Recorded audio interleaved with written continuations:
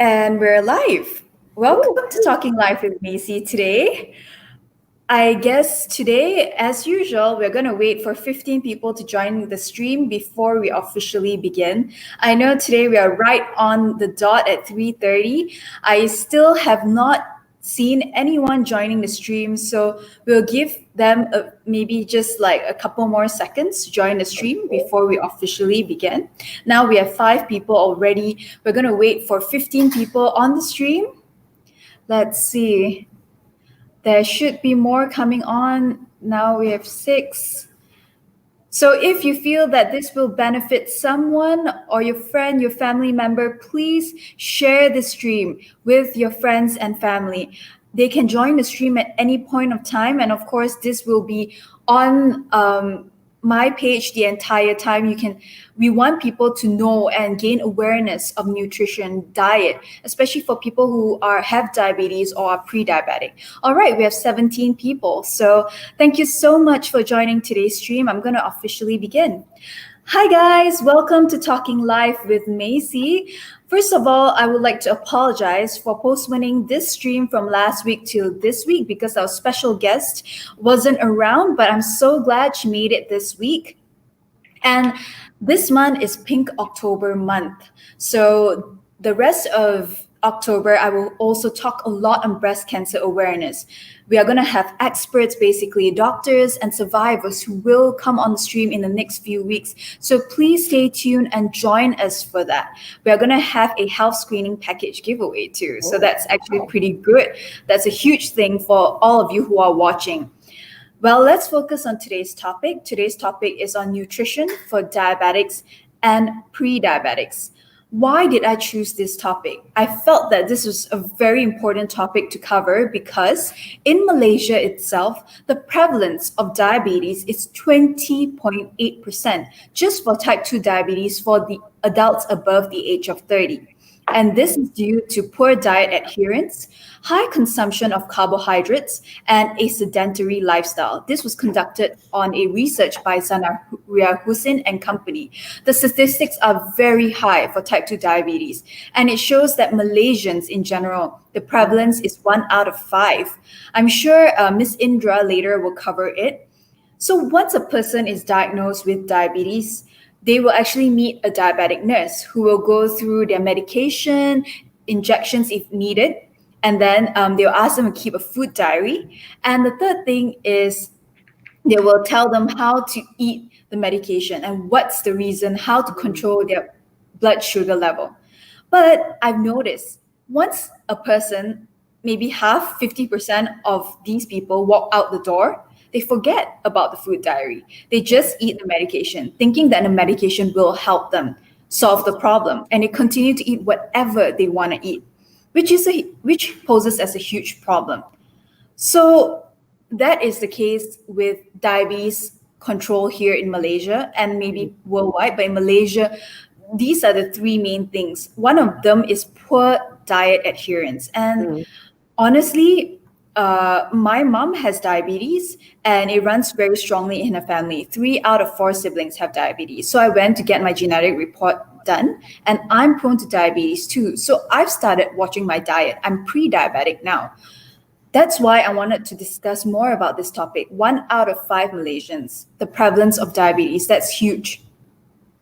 And on top of that, talking about diabetes, we're actually having a giveaway as well. We're going to give away 5 cans of Glucina, which is a milkshake type drink. Can you guys see it over here? Let's see.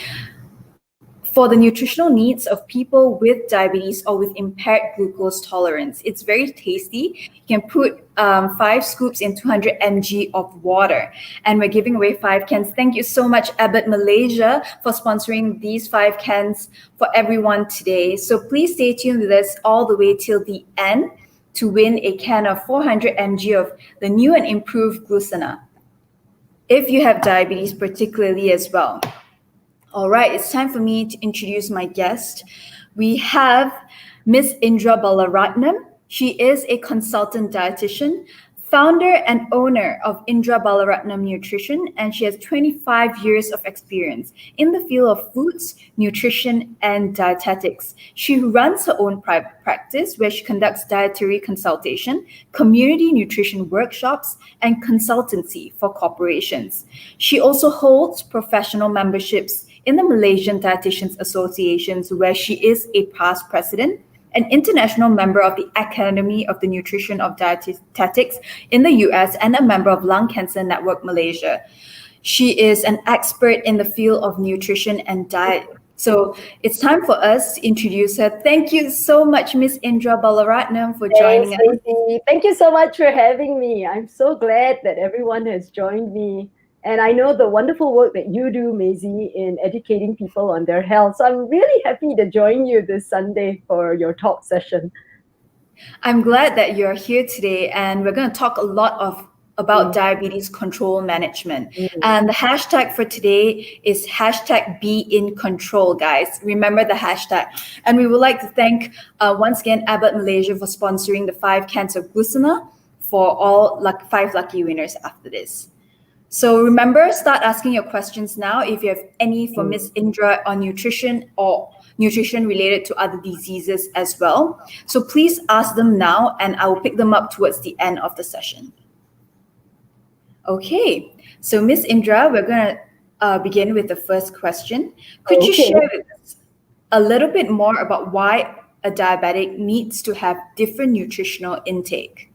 Right. Actually, you hit it in the nail earlier, Maisie, when you spoke about diabetic control. One of the reasons why when you do have pre-diabetes or diabetes, you really need to be careful about your diet and not just take the medication and think that you don't have to worry about your food intake, is because your food intake has a lot to do with the overall amount of glucose that you consume, because all the foods that you eat, whether it's your carbohydrates, your proteins, your fats, everything that we can consume, if you remember your basic science class in school, all eventually get digested and broken down into the bare basic unit called glucose, right? Remember that? And glucose is what our body digests, and that is what causes your blood sugar level to rise, So that's the reason why when you have diabetes, you really need to be aware of your food intake. So it is part and parcel of the management. It's not just about taking the medication and then walloping and whacking all the meals that you want. Now, for a diabetic, the control of the blood sugar is very important. Reason being, your body isn't utilizing the insulin. Insulin is a hormone that your body gives out to break down glucose and to transport glucose into the cells of your body where they are then utilized. But when you have diabetes, that system has gone a little bit wonky already. So your body is not able to utilize insulin. So then what happens is the glucose is then traveling around in your bloodstream and not being utilized. So when it's uncontrolled, in the long run, then diabetes can lead on to other secondary health issues, such as heart problems, susceptibility to when you get injured. If you have cuts, then the cut wouldn't heal, and that can eventually cause the loss of limbs. It can even cause the loss of eyesight. So there's a lot of other secondary health issues that you can have from diabetes. So that's why the intake of your food intake is very important, so that you are eating foods that help to manage the blood sugar level, but also help to prevent the other secondary health issues that you are susceptible to getting. Okay? So that's why it's important. So I have gone with my mom to visit a diabetes nurse before, and they were asked to keep a food diary. So why is that so? Why are they asked to keep a food diary? Okay, well, the reason why they're asked to keep a food diary is the accountability to their food intake. I mean, you've done it before, right? When you write things down, Maisie, and then you're able to see it on paper, it becomes very clear on the record of what you have consumed, because a lot of times people tend to forget. Like, can you remember what you had for breakfast just now? No, I eat the same thing every day, so I'm a bit Okay. different. Okay, but for some people, if you were to ask them, what did you eat for dinner last night? Or what did you eat for breakfast this morning? You'd be surprised. Some of them actually can't remember. Reason because when they made those food choices, they weren't very mindful, or they weren't even really aware of what they were eating. And if a person who loves their makan and just loves to eat, a real foodie, sometimes that doesn't register in them what they ate. They just eat based on what is tempting and delicious. Now, a food diary, on the other hand, helps you to be accountable to what you chose to eat. And it also becomes like a record. And studies show that people who actually keep a food diary are much better at adhering to their healthy diet, or the transformation of the diet that they are trying to achieve. They do it for people on weight loss diets, and studies show that anyone who's trying to lose weight, and if they actually kept the food diary, they have a chance. I mean, they meet their goal much better, and they can actually lose a lot more weight as opposed to a person who doesn't keep a food diary. So the same holds true for a diabetic as well. When you keep that food diary, you are more accountable to what you're consuming. And that food diary also becomes like your notes. So when you go back for your follow-up with your endocrinologist, or your diabetic specialist doctor, or your diabetic nurse, or even your dietitian, take that diary along with you, so that that can become like a running record of what you ate. So then, as for example, like a dietitian like myself, I can review that diary and then help you make better recommendations. Maybe you should change this, you should eat more of this. And the diary also becomes a realization. Like, for example, if you're a person who doesn't take much vegetables in your diet, and every day also hardly any veggies in there, then that might prompt you to tell yourself, hey, the next time I eat, I need to start adding at least 1 or 2 servings of vegetables in my diet. Now, to keep a food diary, there are many ways. A good old-fashioned notebook is what you can use, pen and paper, the old-fashioned way. But you can even use your phone or your little gadget, use the notes and write it out there if you're a person who likes to use your gadgets.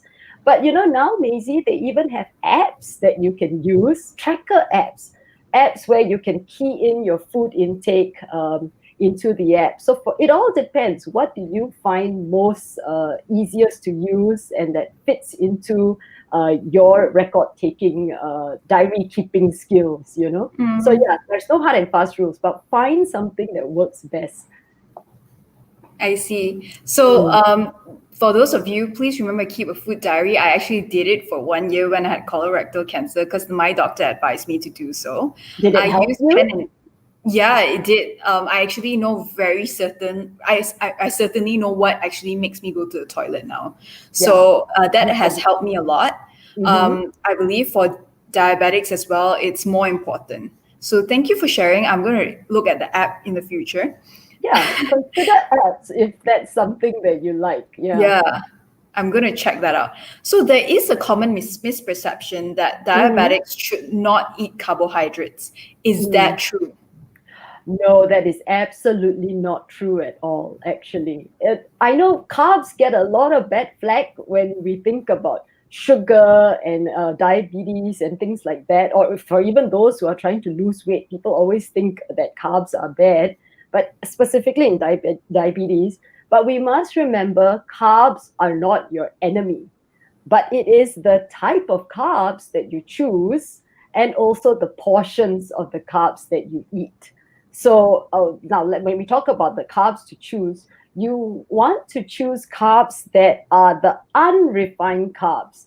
For example, oats, rice, brown rice. What else? You have the starchy type, like beans, legumes, whole grains, the whole grains types of carbohydrates, as opposed to the refined carbohydrates like cookies or cakes or pastries. Yeah, sounds good. They're all carbohydrates, but because they are refined grains, they cause your blood sugar level to rise if I you know. consume too much of it.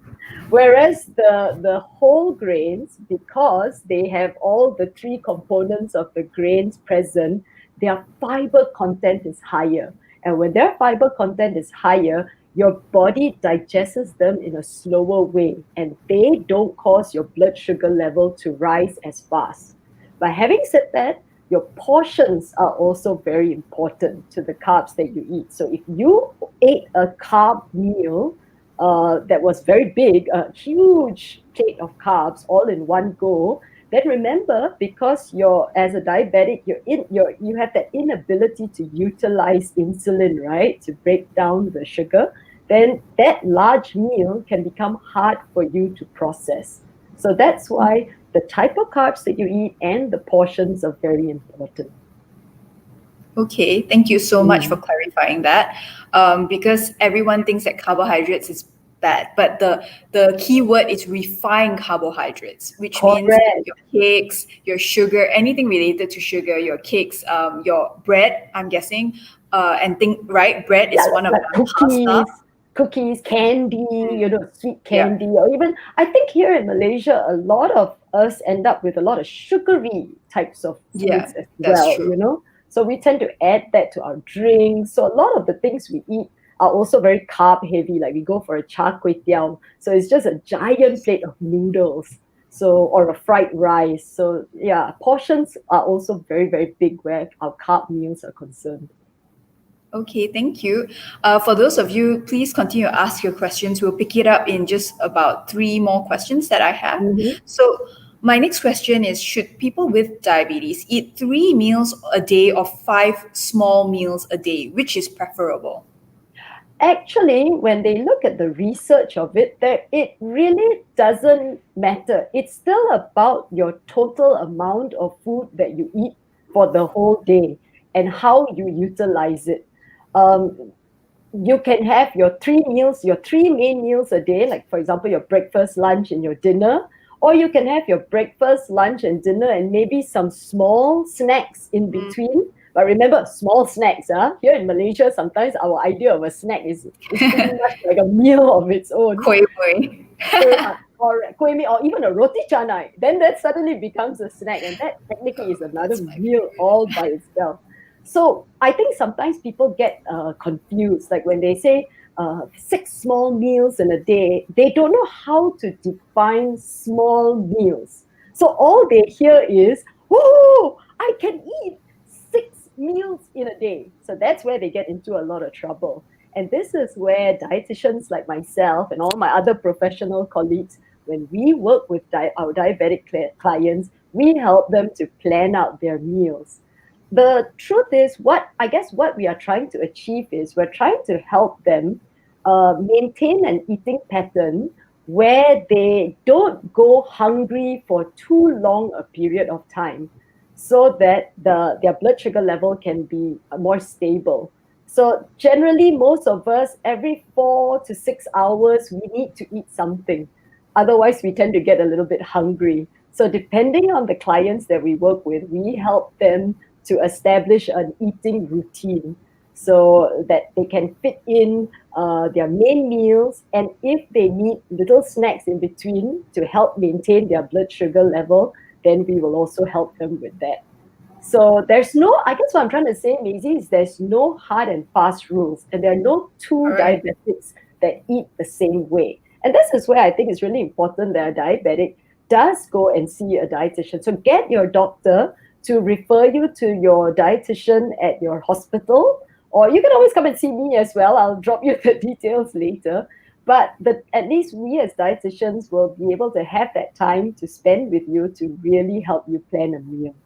And one of the That's other reasons why, for a diabetic, they have a proper eating routine, and that eating routine should be done consistently. For example, like if you have breakfast at 7:30, try to maintain breakfast at 7:30 every day, and then lunch by whatever 12:30, dinner by 7:30, so that you have that timing consistency, so that it also helps you to be compliant with your medication that you're taking. And it also coincides with how the medication works in helping to manage your blood sugar level. So that's important. Thank you. So the key word is to be in control of your diabetes. So remember, Correct. guys, today's hashtag is be in control. So my next question is, if a person is pre-diabetic, what should he or she start avoiding, or how should they start changing their diet? Basically, the start of it. Okay, now when you are pre-diabetic, it already means that your body is already showing signs of not being able to utilize that insulin well. You're not diabetic per se already, but it's a little bit like a red flag. So this is really a good time to already start making lifestyle changes. The first thing you can do is actually look at your weight and your BMI. So if you are already overweight, or your BMI is already higher than 25, then this is already the time to start looking at bringing your weight down, and having a more ideal, healthier body weight, because there is a risk factor that if you are overweight and you are pre-diabetic, then that can cause you to end up becoming diabetic. So keep an eye on your weight. So for those of you who are not familiar with what your BMI is, right, Maisie, I would really recommend that you Google up a BMI calculator, key in your height. They will ask you what your height is. So you put in your height in meters. Like, for example, I'm 1.67. And then key in your weight in kilograms, put it into the formula, and the BMI calculator will let you know your BMI.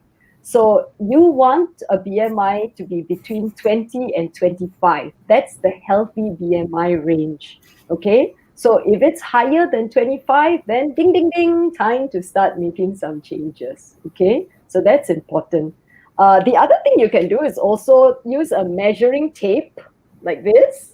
You know, the good old measuring tape that you use at the tailor, and you can measure your waist circumference. So you use about 2 inches off from where your belly button is, and then measure yourself. So for men, you want your waist circumference to be no more than 94 centimeters. That's about 37 inches. And for women, you don't want your waist to get more than 80 cms, or that's 31.5 inches. Okay. Okay. So So, like, your weight is important. And to already start being very careful about your refined carb intake. So okay. cut out all the junk food, sugary foods. Start learning or start incorporating a healthy eating plan into your daily meals. Okay, so that at least that weight of yours can be managed better, and as well as the pre-diabetes. So sad. I love sweets. Oh Okay. no, Okay, it's okay. It's okay. I'm controlling that now, stay anyways. positive. So, Yes, be in control. Hashtag yes, be in control. I'm being in control of my health. That aside, Correct. Correct. what is the typical meal that a diabetic should have? Okay, that's a very good question, because a lot of people, when they assume what is a diabetic meal, they really think it's something very severe. But a diabetic meal, right, Maisie, is actually no different than a healthy eating meal. Now, what is a healthy eating meal, right? A healthy eating meal is one that consists of a variety of foods from all our five food groups. So you have your grain food, and grain food are things like your rice, your noodles, your pasta, bread, chapati, dosai, Hokkien mee, noodles, any kind of noodles. So they fall under our grain group. Quinoa, millet, couscous, okay? It falls in there. And then you've got your protein foods. Your protein foods are things like your meats, any kind of meat, fish, poultry, chicken. What else falls under? Oh, your plant proteins. For example, your beans, all our kacang, lentils, tofu, they all fall as proteins. And then fruits, and our vegetables as well, and dairy. For example, milk, cheese, yogurt. If you don't take dairy, you can always switch to a plant-based dairy, like, for example, almond milk, or rice milk, or oat milk. Okay, so they all fall in those groups. So a healthy eating diet for a diabetic has a variety of foods from all these groups. How do you proportion them? Can you see this? Yes, Okay. I can. This is Can a you guys healthy see it? plate. Can you all see it? I hope you can. I think they can. This Yeah. is a healthy plate. Our Malaysian Ministry of Health calls this suku suku separuh, quarter, quarter, half. So for a diabetic, you want 1/4 of your plate to be your carbs, your grain foods. For example, your rice, your noodles, your breads. They will take up a quarter of your plate. The other quarter will be your proteins, and then half of your plate now is going to be the superstar, which is going to be your vegetables. Okay, so you're going to, a diabetic diet essentially is about increasing your vegetable intake, your fruit and vegetable intake, and you're going on a more moderate amount of carbohydrates and proteins. Okay, now what you can do is you can use the plate as a model. So the next time you go and have your nasi campur or your chap fan, right? Use this picture. Keep it at the back of your head so that when you're putting foods onto your plate, you already see if you're taking chicken, that should occupy a quarter of the plate. If you're taking your rice, it should take up a quarter of the plate, and then you should have more vegetables there. Okay. Now, Maisie, your hand is your best tool guide for portion size because your hands go everywhere with you. So use your hands as your portion guide, right? So for your carbohydrates, it should be about a fistful, a tight fistful like this. Can you see that? A tight fistful. That means Okay. it's very little for me. I have very small hands. Yeah, but the size of the hand is relative to our body, lah, right? So Yeah. agak-agak, because portions is also about Yeah. agak-agak. It's not an exact science, but it gives you at least a visual of how much you should consume at that one meal. Okay, so this should be a portion of your carbs, and then for your meat, it should be a palm size portion.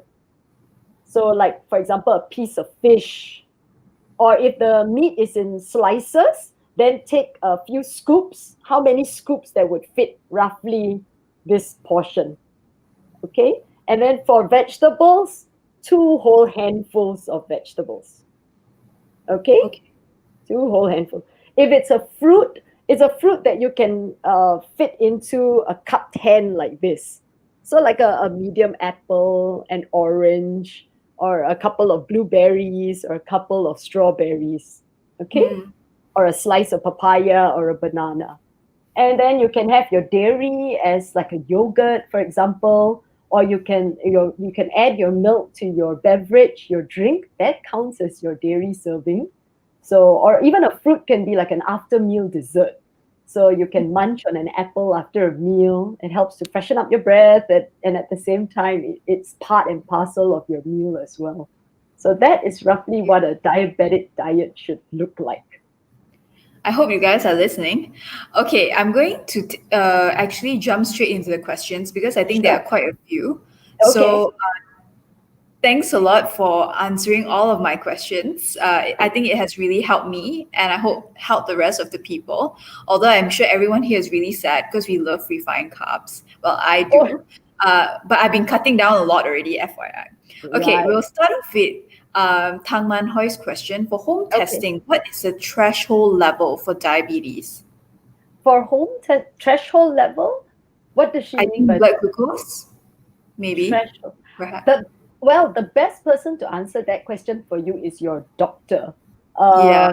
So to me, your doctor normally, when he talks to you about your testing, when you test your blood sugar level, he will pretty much let you know, okay, I'm okay with this level for you between this to this. So the best person to ask this question to, Miss Tang, is actually your doctor, your endocrinologist. So the next time you go and see him, ask him this question, and then try to keep within that. But the most important thing I would remind you is keep a diary of your home testing that you do, so that you jot this down, so that at every checkup that you have with your doctor, he can see the trend of what your blood sugar level is. So that will help him to then decide, should he increase your medication amount, or can he decrease it? Because your doctor is also trying to find the best dosage for you to help you manage your blood sugar level as well. So this is the important thing for you to do. So keep a diary of it, and determine with your doctor what is your best threshold, because he or she would be the best person to know it. Thank you. Mm. Thanks, Ms. Indra. I hope that answered your question, Tang Man Hoi. And for Ta Bentan, hi, he or she asks, is consuming 2 apples a day, will it contribute to diabetes? No, so definitely not. There is no one food that actually causes you to end up with diabetes. Diabetes is an autoimmune condition. So there's no food that actually, when you consume it, actually then causes you to have diabetes. So please go ahead and have your 2 apples. It's good that you're including fruit into your diet. So don't be afraid of that. Definitely not. I agree. Yeah. Miss Joey Young asks, hi Joey, does organic food, is it a good choice for diabetics for organic foods? Organic food. Well, you don't necessarily have to only eat organic produce for diabetes, because organic farming just technically means that they don't use uh, too much fertilizers, Yeah. things like that. And that's what organic farming is about. But that doesn't mean that you only have to choose organic produce. You can actually eat any type of fruits or vegetables, any type of produce, that is also fine. So yeah, you don't necessarily have to only go just for organic produce. Mm. All right, I agree. Miss Jasrine asks, hi Jasrine, fruit contains natural sugars. That's true. Should we limit Yeah. any intake of fruits which are high in sugar? And is there a right time to eat or not to eat fruits? Okay, now, yes, you are very right. Fruit does contain natural sugars in the form of fructose. So for diabetics, the recommendation for fruit intake is 2 to 3 servings of fruit in a day as part of their healthy meal plan. You don't want to eat fruit in excess, because it does contribute to your overall carbohydrate intake as well. So you want to balance it out with your vegetable intake, your protein intake, all the other foods that we talked about as well. So don't make the mistake. I think here in Malaysia, a lot of times, when we think fruit is healthy for us, for example, we buy duku langsat, and then we end up buying a whole basket of it. Yeah. Then we'll be watching some Korean drama on TV, the basket of duku langsat would be in front of us. Before you know it, you were plucking, eating. Before you know it, right, Maisie, the whole entire basket of the fruit is gone. Now that is too much. Even if it's a good thing, fruit is nice, it's healthy for us, but too much of it will contribute to too much carbohydrates at that one meal. So Mm. remember what was the portion for fruit I mentioned earlier, using your hand? Just yeah, just a cupful. Or if you have like Okay. like a teacup, okay, for fruit, it shouldn't be more than a cupful. Okay. So, for example, even if you have grapes, for example, put however many in a cup flat. That's 1 serving. Okay, so use a Okay. teacup like this. Don't go beyond this for 1 serving. All right. Okay, so So, and fruit, or moreover, fruit, you want to eat the whole fruit, because when you eat the fruit, you also get the fiber. So you want to stay away from fruit juices if you are diabetic, because when you drink juices, the fiber has been removed. So all you are getting is the sugary part of the fruit, which is the juice. So okay, try to avoid juices. That wouldn't be your best way to consume your fruit. You're much better off eating it. Much better off that's eating it. interesting.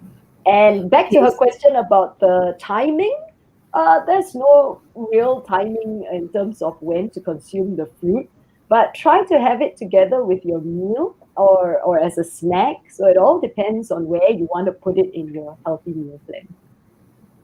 Okay, thank you. So there are many questions. I'm going to try to pick Okay, and choose let's now. see. So as Lee asks, I don't know what this is, but does drinking more Mordika Karantia, he put in bracket Peria and belalai gajah help control diabetes? I guess I it's have, a herb. I, Do you I know what have it is? honestly, I have never heard of that. So Two. I have no, I've never heard of it. Is it a herb? Is it some kind of Yeah, supplement? belalai gajah and Peria. So Asli, maybe But if there's bitter another gourd, is it? Bitter gourd, as in like bitter gourd juice. Peria, Peria, Momordica carantia.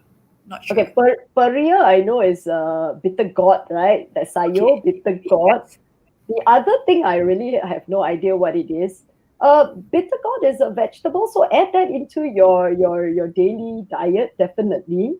But I guess when it comes to diabetes, managing diabetes, be very careful about just Okay. taking one kind of product, thinking that that can help you to manage the diabetes. I Managing the diabetes does include your overall diet, so it's really important that you eat a meal plan that is where you are aware of how much carbs you are consuming, things like that. So and you also eat a variety of foods so that you get all the nutrients that you need to support your health and to support the health so that you don't end up with secondary complications. So your goal is to manage your blood sugar, but you also want the nutrients, the protected nutrients that you get from eating healthy so that you stay optimally healthy.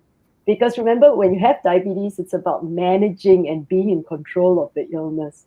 But the Yeah. truth is, I've never heard of that herb, Oh, that okay. So the I Momordica is actually bitter melon.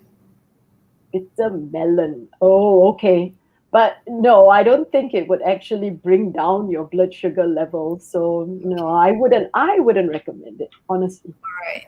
Mm. Thank you. So So always Asli, proceed with caution with some of these supplements, especially if they are marketed as something to how to solve. say to solve your problem, because there's no quick fix around it, honestly. Okay. So we have to go quicker with the questions. We have Okay. 10 more minutes. So I'm gonna All right. Kopiso asks, are there any herbs we can take to regulate our blood sugar? Herbs, not that I know of, or at least as a dietitian, my main focus has always been about eating foods. So Yeah. yeah, I personally don't know of any herbs that you can use just to regulate your blood sugar like that. So I'm not confident to even recommend or even talk about them. But to Yeah. me, it's still about food. It's still about food. Okay. So Tim asks, what about alcohol? Does drinking a lot of alcohol increase the risk of diabetes? Well, Actually, I think the answer is yes. as I like the way he asked that, does drinking a lot of alcohol? The thing about, well, if you are drinking a lot of alcohol, there's also a lot of other implications of your alcohol consumption on your overall health, not just diabetes alone. But if you are already diabetic, then your alcohol consumption has to also factor into your intake, because alcohol can affect your illness. So you have to be very, very careful about that. So yeah, it's definitely something you must be aware of. So especially Okay. when you're taking medication for diabetes, taking too much alcohol can also bring your blood sugar level down. You don't want to end up in a diabetic coma. So whenever you are consuming alcohol, you must have a sense of responsible drinking, and you got to know how much you're consuming. So yeah. Okay. So Jazreen asks again, is molasses good for diabetics or cancer patients? Or should we consume coconut sugar, which has a low GI, to replace refined sugar? Okay, now coconut sugar, molasses, honey, white sugar, white table sugar, brown sugar, they are all forms of a sweetener and they're all sugar. Mm. Okay, so whether you're using the coconut sugar or molasses, it's still about using them sparingly to add a touch of sweetness to your food. So it doesn't mean that you can consume a lot of it in place of your regular table sugar. Okay, so you still need to be mindful of using it. So you can go ahead and use it, but use maybe no more than 1 to 2 teaspoons to sweeten your food or the things that you're making. But in terms of it has to still factor into your carbohydrate intake as a whole. Noted. That's a good advice. So remember, guys, today's hashtag is be in control. We want you to be in control of your health and your diet. So, Yeah. okay, Miss Gimbio asks, as a diabetic, should she limit consumption of some fruits as it can be quite high in sugar? I think you answered that in a way in terms of Yeah. portion. Correct. At the end of the day, it's still about portions with everything that you consume. So where fruit is concerned, no more than half a cup to 1 cup of fruit. So yeah, and like I said, with fruit, be very careful. Don't go more at each time. Remember, you always have another meal where you can have some more fruit at another meal. But at that one particular meal, try to stick to that sensible portion of no more than half So a cup or 1 cup. you mean half a cup to 1 cup per meal? That means 3 times, right? A Per day. meal. Well, remember in your meal plan, fruit would be about twice 2 servings of fruit in a day, two to no more than 3 servings of fruit in a day. Okay. So yeah, so two, you can have a fruit maybe at lunch and one at dinner, or maybe you can have a fruit as a afternoon snack. So where you want to fit in the fruit. So no more than 2 to 3 servings of fruit in a day. Okay. Lucy asks, does low or high sugar in blood actually relates to mood swings? For instance, one moment a person's happy and one moment the person's angry due to hunger. Yes, actually, your blood sugar level can have a slight a slight link to your mood, and you yourself will notice it whenever you're hungry, overly hungry. Your blood sugar level has dropped. That signals to your brain that you're hungry, and when you're hungry, research shows that you have an inability to focus. For example, if you're doing a task that requires concentration, a repeated task, research shows that people who do that kind of task tend to lose a bit of their focus and concentration, and they are more prone to making mistakes. And as any of you who know, whenever you're overly hungry, you do tend to get a little bit moody. Your mood changes a little bit, you get moody. So yes, your blood sugar level has a lot to do with your hunger, because it will signal to you whether you're hungry or not, and it can affect your mood. You might not really notice it, but maybe the people around you might notice it. So yeah. All right. So yes, to Thank answer you. that, it does have a little bit to do with the mood. So the idea Okay. is not get overly hungry. Make sure that you keep some snacks with you, and don't go too long a period without eating something or snacking on something. True. Thank you so much, Miss Indra. We'll take one last question, and I'm going to Okay. announce how to win Glusana, Okay. which is a milkshake type drink, guys, from Abbott Malaysia. There'll be 5 to give away. So please stay tuned. We have one last question that we're going to take. Okay. So Andrew asks, there are many sugar-free products out there. Most are not recommended for diabetes. Are we supposed Mhm. to stay away from it too?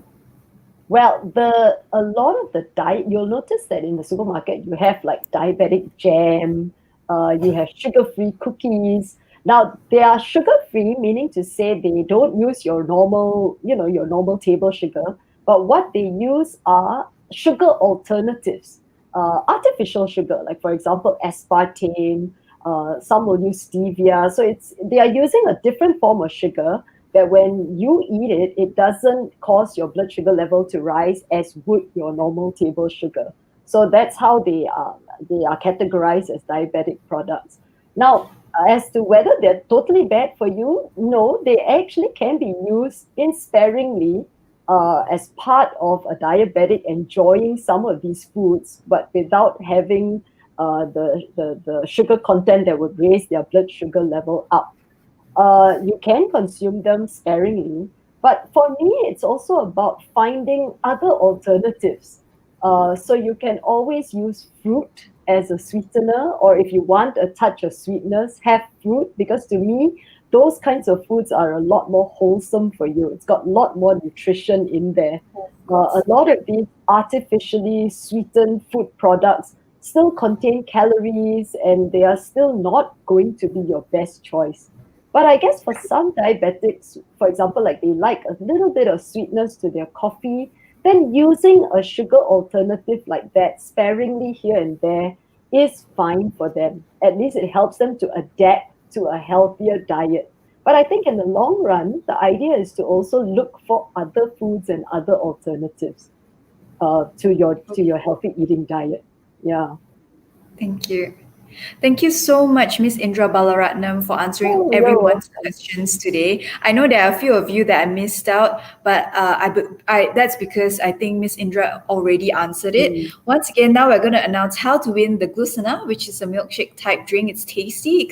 It's new and improved formula. We're giving away 5 cans. So how to Ooh. win it is give us the hashtag that I was mentioning throughout the day to control your diabetes. So just start commenting away, give the hashtag, and then that's all you need to do. Thank you so much, Abbott Malaysia. Comment away, give the hashtag. We'll pick 5 winners who gave the correct answer at random.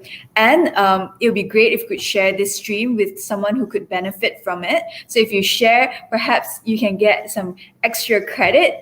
Once again, we're giving away 400 mg of Glucina. Thank you so much, Abbott Malaysia, for sponsoring 5 of these cans for 5 lucky winners.